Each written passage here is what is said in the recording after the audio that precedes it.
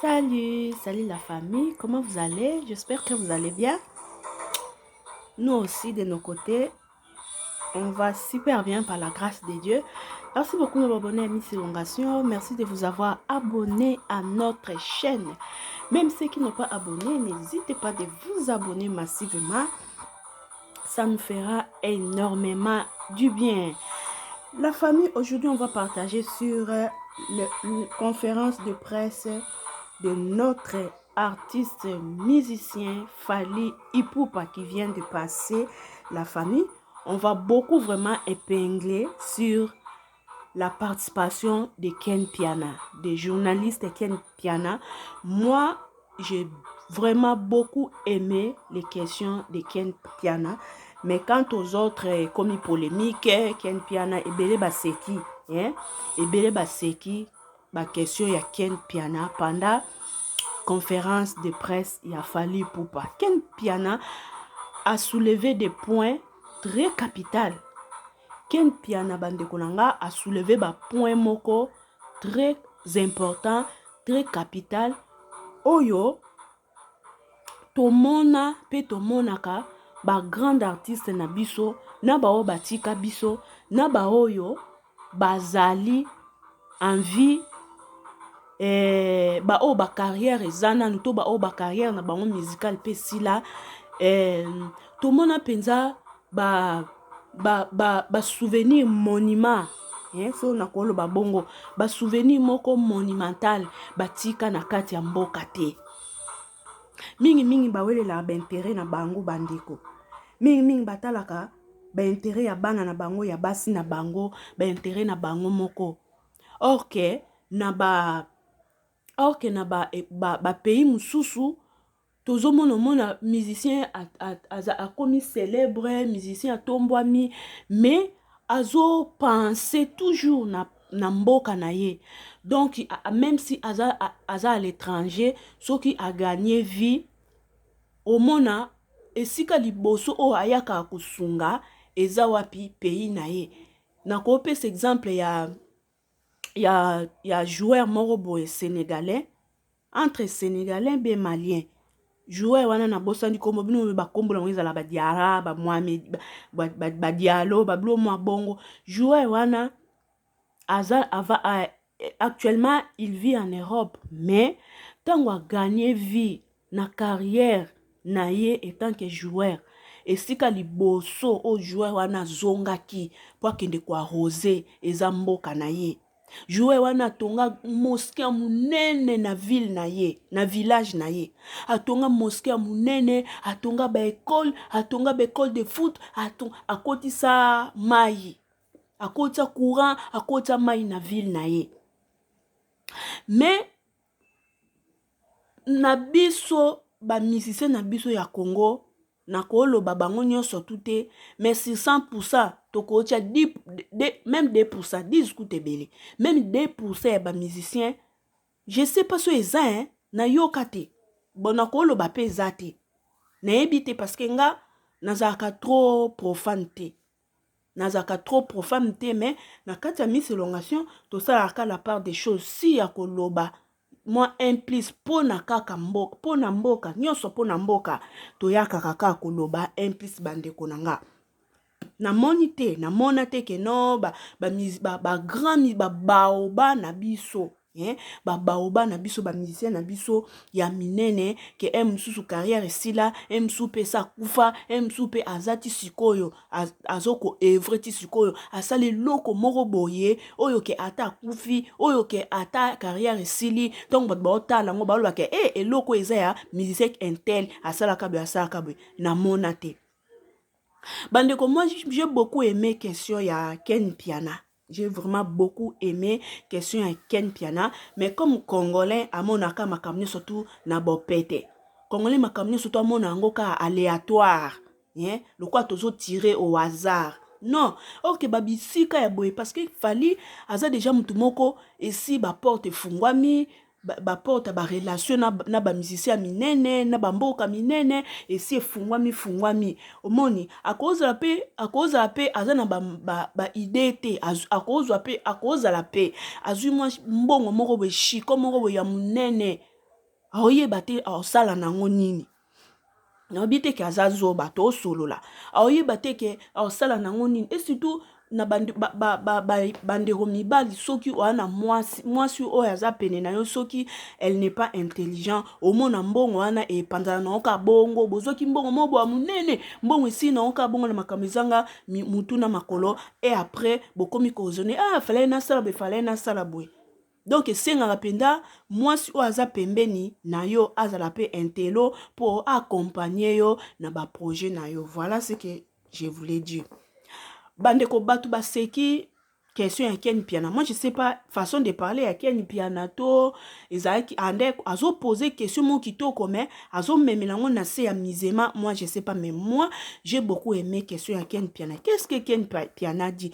Ken Piana a posé fali ba question lobi toujours mon a fallu au mati, fallu au comme na ouverture belé, fallu au comme likolo, fali mais to monite lo moko ya malamu oyo yo sali po na mboka. Kelelo ata fali azate, kelelo ata fali carrière esili, eloko nini souvenir nini ya munene oyo biso to bandoko kanisela fali keta ata fali azate, to yebi kete njete oyo manga oyo mutu alona ngo fali, c'est ça. C'est ça que nous, la population, tolingi, c'est ça. C'est ça, bande konanga. En tout cas, Batouba, c'est mon cas qui n'a question à Ken Piana. Moi, je trouvais ça un peu drôle, mais ok, c'est une question qui est très important, bande konanga. Et ça, vraiment, une question qui est très important. Néanmoins, bande konanga, kande na ucholo banazaka penza trop bangote, mais toyoka, ngana bino, ba question ya Ken Piana ndenga posaki et puis na ba réponse ya fali pour palobi babenga ye présidente babenga ye aigle na ba question ya aigle sans oublier ba tout surtout na profiter ko éviter bino en tout cas bo soutenir fali bino batu boza sur place bo soutenir ye et ça la ka bien.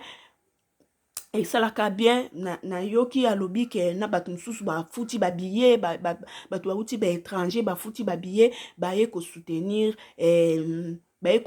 concert oyo. Quant à moi comme na si place te na ko futa billet te pour na kene concert na no prête ya ça ba déplacement te, mais je vais envoyer mon petit frère Michel Basele, mon petit frère Michel Basele, Prince Basele, Diekri Basele, Calice Basele, sans oublier Benage Basele, bakozala wana pona ko soutenir pour na soutenir concert na biso concert ango balobi stade wana ezaka soki combien de millions de personnes au monte que soki Michel Basele, Prince Basele, Diekri Basele, Calice Basele aike na concert et salika moi 4 places moko boye ezwami déjà bandeko to yokanga na bino ba question ya Ken Piana et bongo tozonga na analyse na biso.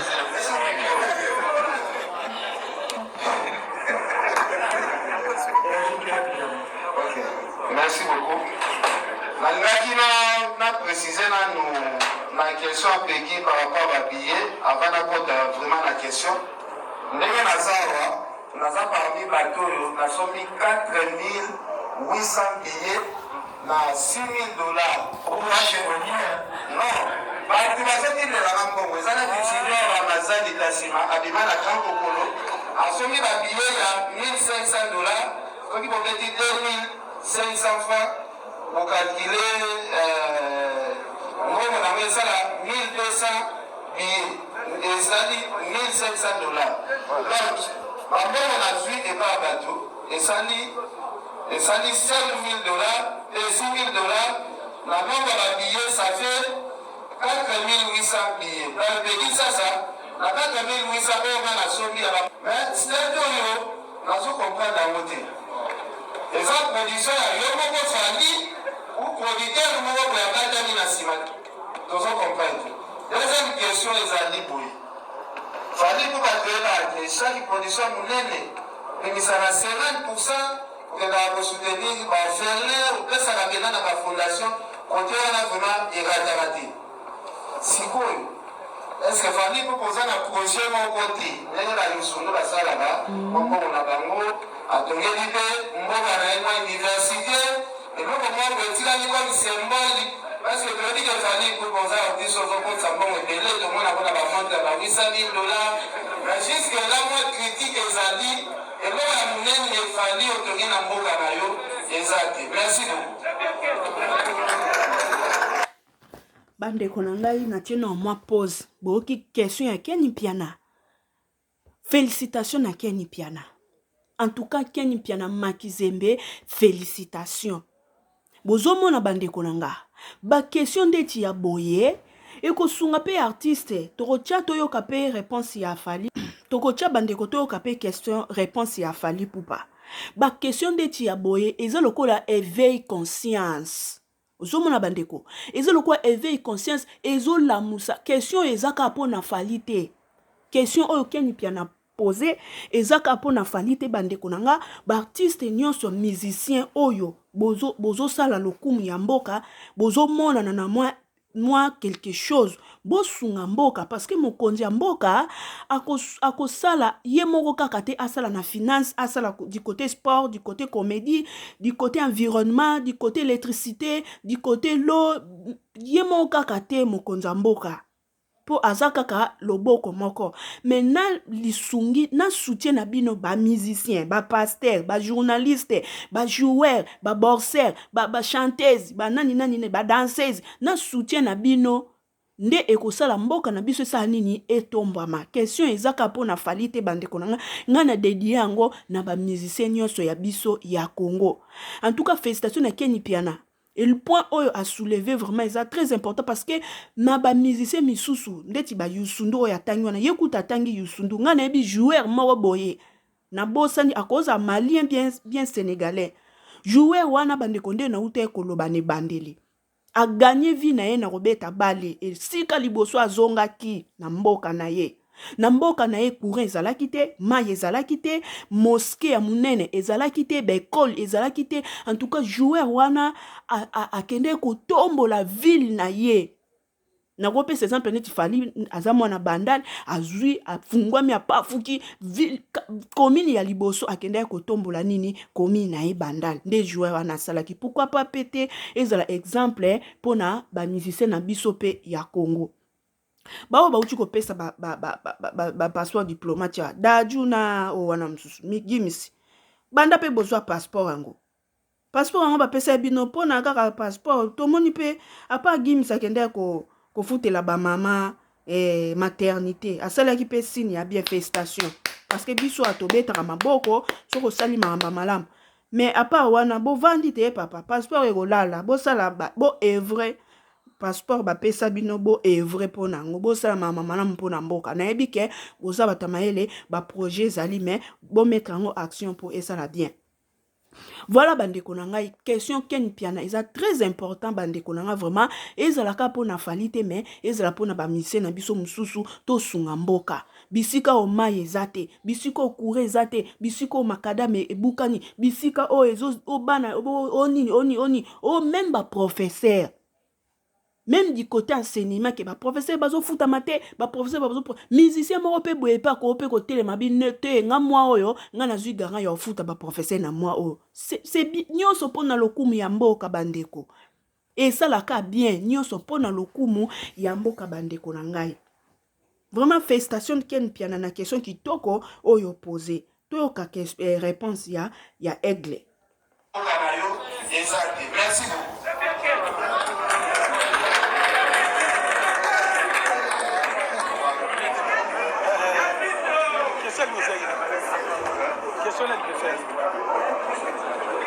Bon, Kenny Piana, d'abord, question que la même victime n'a pas partenaire de la 360. Mon toujours produit le concert qui va organisateur d'abord, il y a le concert de la victime de la 360.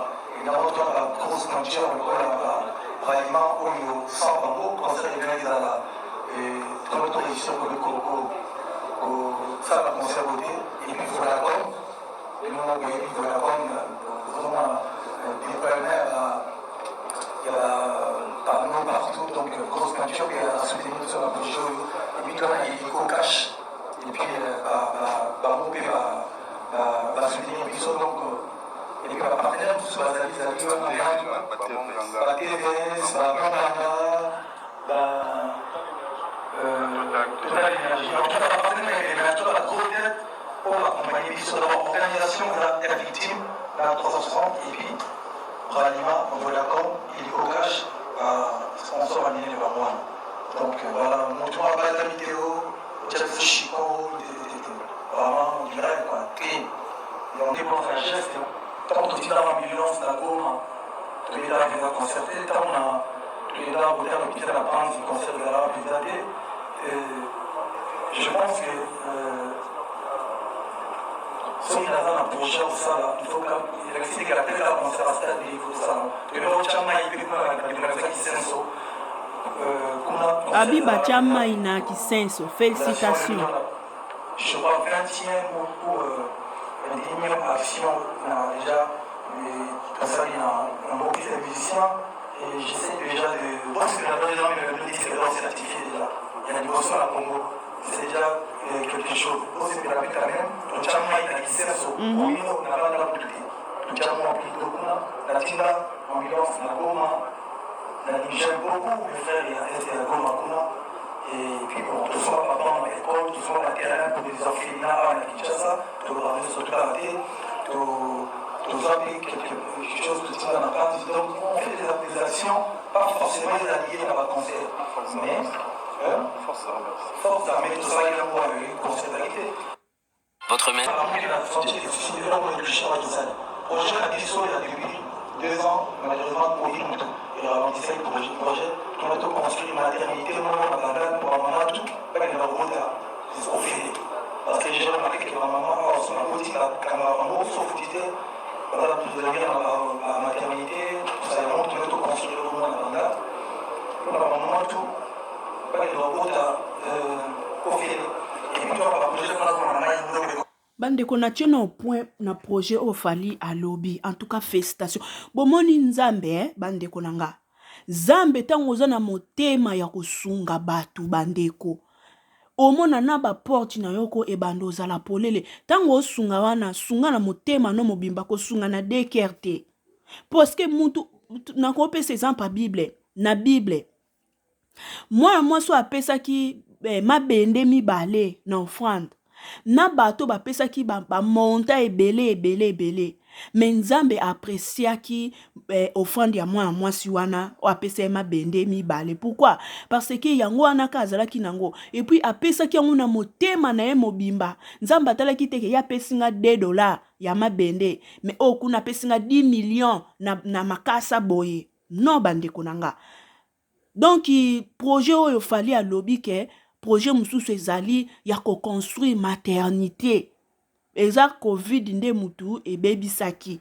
Mais projet ezali ya construire maternité pour soki ba mama nyonso ya bandel fali wana ozotinda basi ba ndozwaka bazenité po ba yebi ke ko boteza ofele.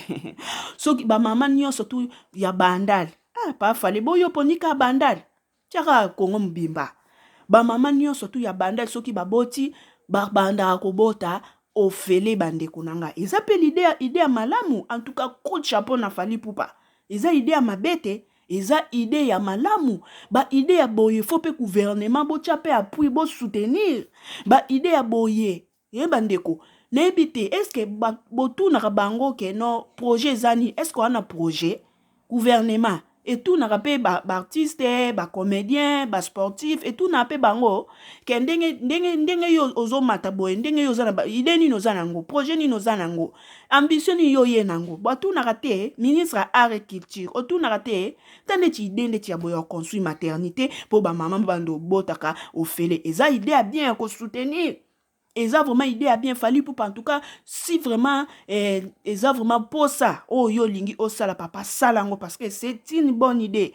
Et puis hôpital wana eza l'hôpital mo pe ya munene oye ko sungaka ba mama ya bandalité soki ba lingi ba bota ba ke ko bota na no maternité wana eza la hôpital o maternité mo esunga population mobimba ya Congo.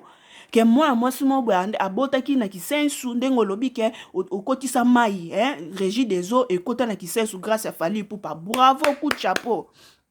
Mama nyonso tu azaka na lemba to azaka na njili azalaka na Masina, azalaka na Petro Congo, ke msusu maternité ya Petro Congo espace ezate ba transférer na maternité ya Bandal. Fondation maternité Fally Ipupa ya Bandal, coup de chapeau Fally, coup de chapeau vraiment soko sali yango et ça la bien makasi bande konanga. Je m'excuse. C'est une bonne idée. Ba idée à soutenir yango yo bandeko. En tout cas, bochaye maboko bandeko nanga. Ba musicien surtout population surtout congolais, montunyon surtout bochaye maboko, bo sunga Fally. Bo sunga parce que aza idée amala azana ba ambition très important pour Namboka. Même pas kaka ye Fally te les autres on a pi batikali soki. Je m'excuse bandeko. Même les autres on a batikali. Ceux qui azana ba idée amalo ba projet amalo pour Namboka, il faut qu'on soutenir ba Vodacom, ba Bralima, ba ceux qui ba Bra Congo, ceux qui ba nini yango ba société minene wana ba Vodacom, ba Celzone, ceux qui comment ceux qui Celtel. Je m'excuse bandeko. Ba projet qu'on soutenir yango yo bandeko nanga. Si vraiment qu'on soutenir papa Fachi Béton, ministre agriculture, lui la mission Jatini Ngobila. Ba projet ko soutenir yango yo nyonso kaka pona Congo nyonso pona lokumu ya Congo bandeko nanga to continue.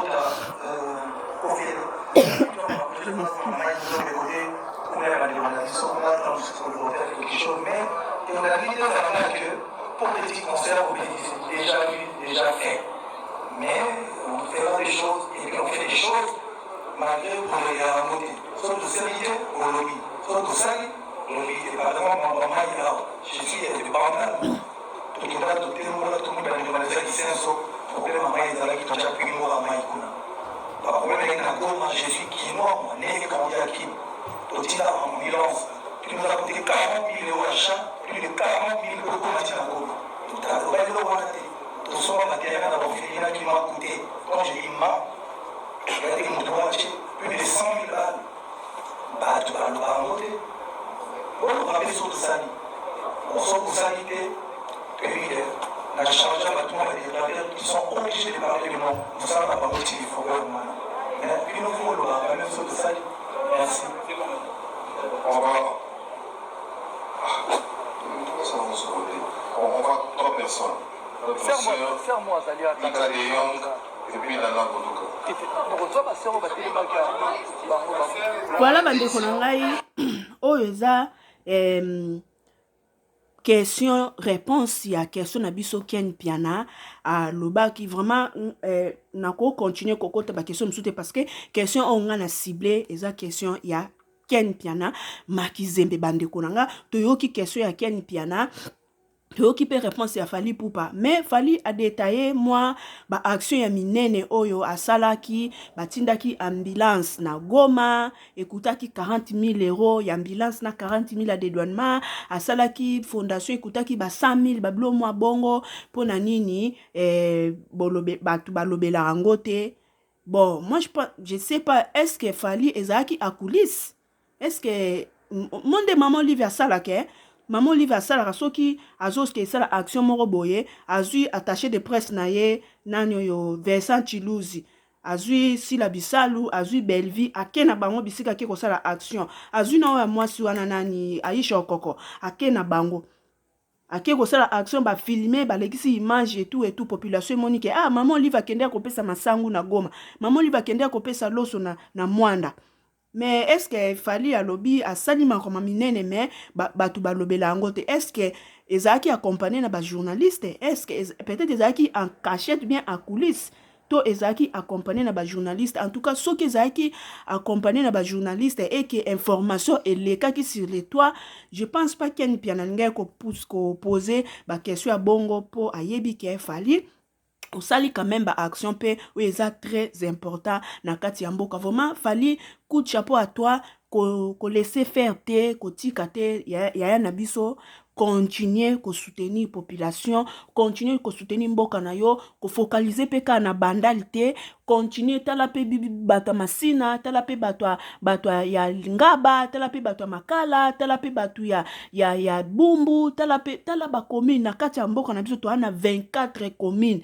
Donc ko cibler ka bandalité papa na biso Fally, vraiment nzamba pambola yo, soki ya ko sungezali tala Congo mobimba. Tala Congo mobimba, tala vraiment Congo mobimba, kende tina kanisa pe biso basakata kuna na mai ndombe, tala pe biso kuna papa na nga Fally, kotika te nyonso za pona lokumu ya mboka. Nzamba pambola yo pena, nzambe azongisa ya mingi bisika ezobima et puis abatela pe libota na yo ba porte efungwama na kombo na Yesu Masia. Voilà bande quant à moi, na pesi no merci beaucoup bisika nyonso tu bokozwila numéro na biso ya lelo, bo hésiter te ba onan bo s'abonner te, bo hésiter te ya ko s'abonner, bo s'abonner massivement et ko sala biso énormément du bien. Toza na posa ya avancement na kati ya chaîne na biso, ba abonner nde ezo pesa biso mwa mbutu mais na kondima toko ko avancer kaka, toko progresser, bo s'abonner.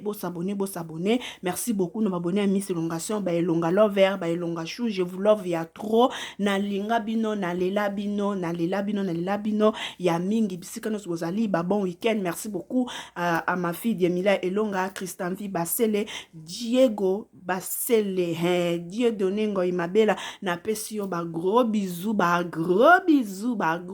et bele, na bosani pete maman Brigitte Moussumba. Merci beaucoup à Christelle Basele, babi petite sœur Sarah Basele, yayo yangoana na lingi bino mingi bandeko na bosani pete la grande sœur Angela Meza champi motema ya papa Likelemba depuis Canada Montréal, na lingi bino mingi bandeko na ngai, na lingi bino mingi biso a tout ça kaka par des choses soki ya malamu ezali toyaka kopesa ba éloge, soki pe ya kokoso ezali toyaka wana ka kopesa moi conseil moi ko apporter un plus na katia ni Elongation ni pour nous ni contre Tozana au milieu du village. Nalingi bino mingi, on se revoit à la prochaine numéro. Bisous, bye bye, à la prochaine.